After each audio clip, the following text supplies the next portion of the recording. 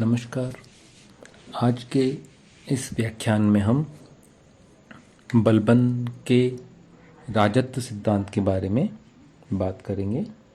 बलबन दास वंश का प्रमुख शासक रहा है और दास वंश के शासकों में वही एक शासक रहा, ऐसा शासक रहा है जिसने अपना एक अलग अलग ही राजत्व सिद्धांत बनाया। अब हम सबसे पहले बात ये करते हैं कि राजत्व सिद्धांत से क्या मतलब है, कि राजत्व सिद्धांत क्या होता है। राजत्व सिद्धांत से तात्पर्य है कि राजा अपने अधीन शासन व्यवस्था के बारे में क्या सोचता है, या राजा अपने अधिकार और कर्तव्यों के बारे में क्या सोचता है। निजामी संभवतः बलबन दिल्ली का प्रथम ऐसा सुल्तान था। निजामी कहते हैं कि संभवतः बलबन दिल्ली का प्रथम ऐसा सुल्तान था जिसने सुल्तान पद के कर्तव्यों व अधिकारों के संदर्भ में विस्तृत रूप से अपने विचार रखे, या उसके निश्चित विचार थे। और उसके जो विचार थे ये हमें उसके कृत्यों में या उसके कार्यों में, या उसने अपने पुत्र बुगरा खान से जो पत्र व्यवहार किया उसमें हमें ये देखने को मिलता है। तो मुख्य बात क्या है कि राजत्व क्या होता है और राजस्व क्या होता है। विद्यार्थी ज़्यादातर इन दोनों शब्दों में कन्फ्यूज़न उनको लगता है कि राजत्व और राजस्व एक ही है। तो राजत्व अलग है और राजस्व अलग है। राजस्व मतलब राज्य के आय व्यय का ब्यौरा जो है वो राजस्व है, उसके अंतर्गत आता है। जबकि राजत्व क्या है कि राजा अपने अधिकारों के बारे में, कि उसके क्या अधिकार हैं और उसके कर्तव्यों के बारे में वो क्या सोचता है, वो सब राजत्व में या राजत्व के सिद्धांत में हम देखते हैं। अब हम बात करते हैं बलबन की। तो बलबन दिल्ली का प्रथम सुल्तान था जिसने राजत्व संबंधी सिद्धांत की स्थापना की। वह राजत्व को दैवीय सिद्धांत मानता था, या राजत्व के दैवीय सिद्धांत में विश्वास रखता था। बलबन ने राजत्व सिद्धांत क्यों अपनाया, इसके पीछे विभिन्न मत दिए गए हैं। कुछ इतिहासकारों का मानना है कि जिस समय बलबन गद्दी पर बैठा उस समय सुल्तान पद की प्रतिष्ठा लगभग समाप्त हो चुकी थी। जैसा कि हम देखते हैं, जैसा कि हम पढ़ते हैं कि बलबन से पहले दिल्ली में 2-4 सुल्तान को छोड़ के बाकी सुल्तानों का टाइम का काल जो था वो बहुत कम रहा। और ख़ासकर रजिया सुल्ताना के बाद में तो सुल्तान जो था वो लगभग अमीर वर्गों के हाथ की कठपुतली बन गया था। तो इस का अर्थ ये था कि सुल्तान की प्रतिष्ठा दिनों दिन कम हो रही थी और बलबन ने इस प्रतिष्ठा को पुनः स्थापित करने के लिए राजत्व संबंधी अपने विचार किए। बर्नी कहता है कि सुल्तान का पद जो भय का सुल्तान के पद का भय जो सुशासन का आधार होता है और राज्य के यश और वैभव का स्रोत होता है, वह जो भय था वो लोगों के हृदय से पूर्णतः निकल चुका था। ऐसी परिस्थिति में शक्तिशाली शासक की आवश्यकता थी, और ये वही शासक हो सकता था जिसका भय सब लोगों के अंदर हो, या जिससे सब लोग डरें। तो जो बलबन का जो राजत्व सिद्धांत है वो इसी भय को पुनः स्थापित करने के लिए, सम्राट की या शासक की प्रतिष्ठा को पुनः स्थापित करने के लिए उसने जो कुछ कार्य किए वो सब जो हैं वो बलबन के राजत्व सिद्धांत के अंतर्गत हम देखते हैं। प्रसिद्ध विद्वान जो हैं हबीब निज़ामी, उन्होंने अपनी पुस्तक में लिखा है कि बलबन ने सुल्तान को उच्च पद पर प्रतिष्ठित करने के लिए जो प्रयास किए वो उसकी मातृहीन भावना व अपराध बोध के परिचायक थे।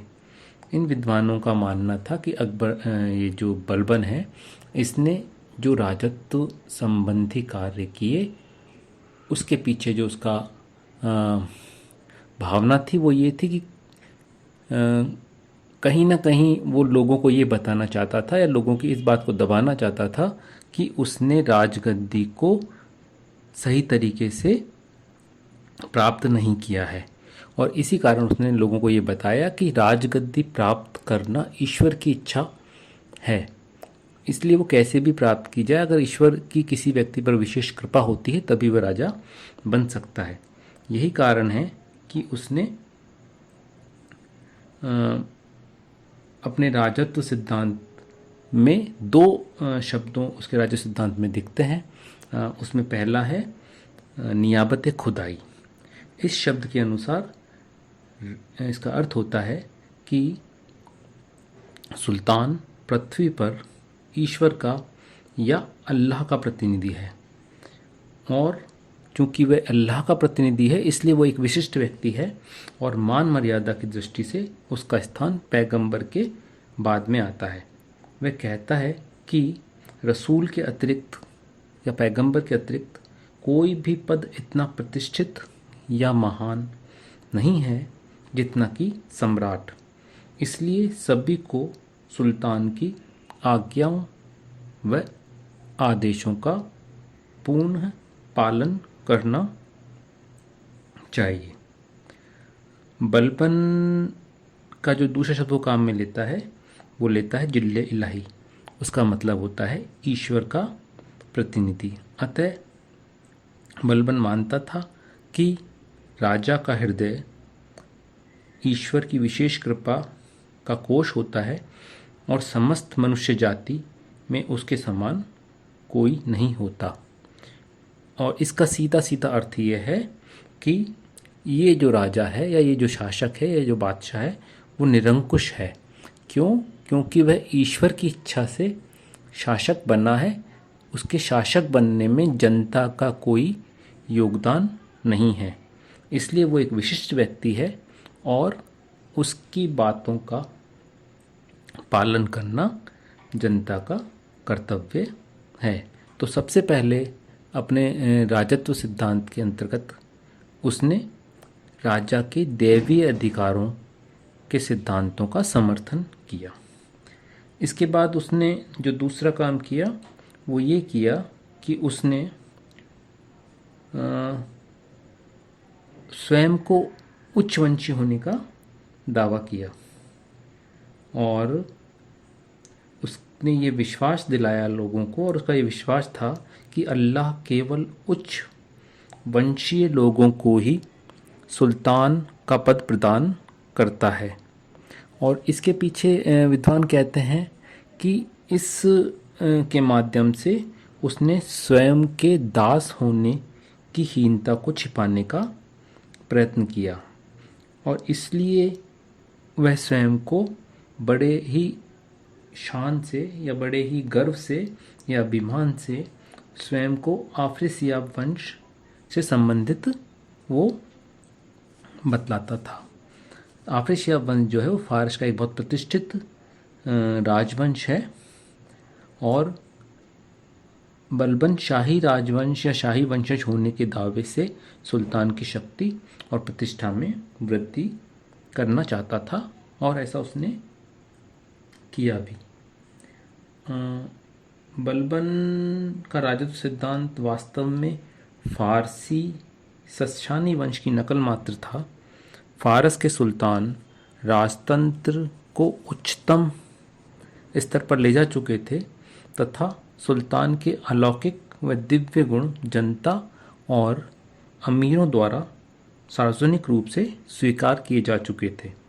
अतः बलबन को अपने उद्देश्य की प्राप्ति के लिए इस सिद्धांत की नकल ठीक लगी, इसलिए उसने ऐसा ही किया और स्वयं को आफरीसियाब वंश से संबंधित बताता है वो। हम देखते हैं कि जहाँ बलबन के पुत्रों का नाम बुगरा खान या मोहम्मद खान है, वहाँ उसके पौत्रों का नाम जो है वो फारसी प्राचीन शासकों की परंपरा के आधार पर कैखुसरो या कैकुबाद आदि है। तो इसके अलावा उसने उच्च वंश की अनिवार्यता पर इतना बल दिया कि उसने सारे अधिकारियों व कर्मचारियों की वंशावलियों की जांच कराई और जो उसे संदेहास्पद लगा उसको उसने तुरंत निकाल दिया। बर्नी कहता है कि बलबन के संपूर्ण जीवन में कोई भी पदाधिकारी या अफसर ऐसा नहीं था जिसने किसी ऐसे आदमी की नियुक्ति की सिफारिश की जो निम्न श्रेणी का या निम्न कुल का हो। तो बलबन ने न केवल स्वयं को उच्च कुल का बताया बल्कि अपने सारे पदाधिकारियों को भी की भी वंशावली की जांच कराई।